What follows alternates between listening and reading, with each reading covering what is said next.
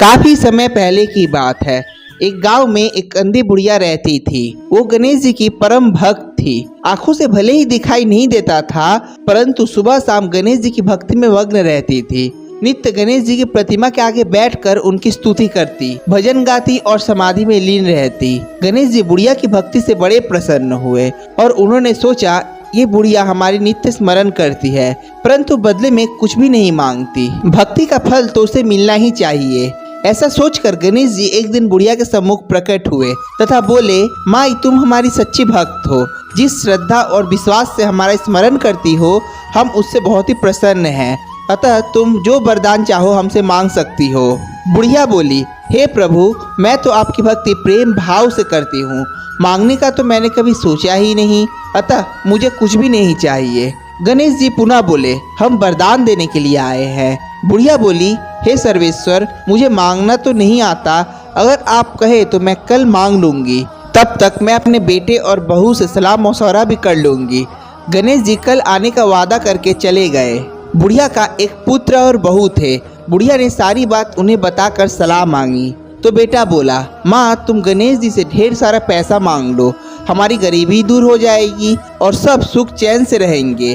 बुढ़िया की बहू बोली, आप एक सुंदर सा पोते का वरदान मांगे, वंश को आगे बढ़ाने वाला भी तो चाहिए।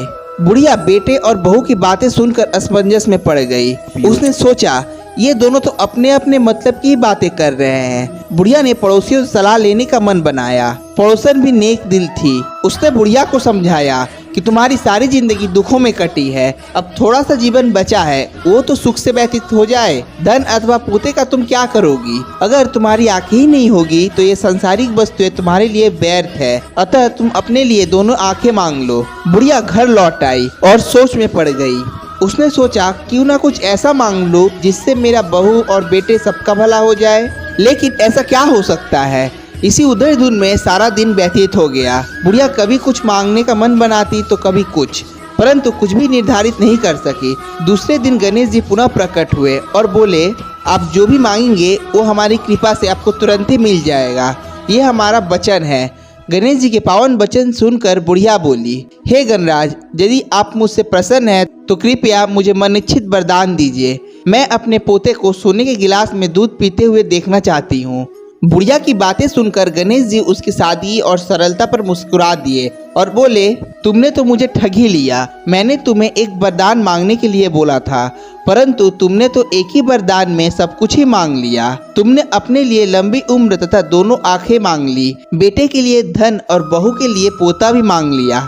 पोता होगा, ढेर सारा पैसा होगा, तभी तो वो सोने के गिलास में दूध पिएगा।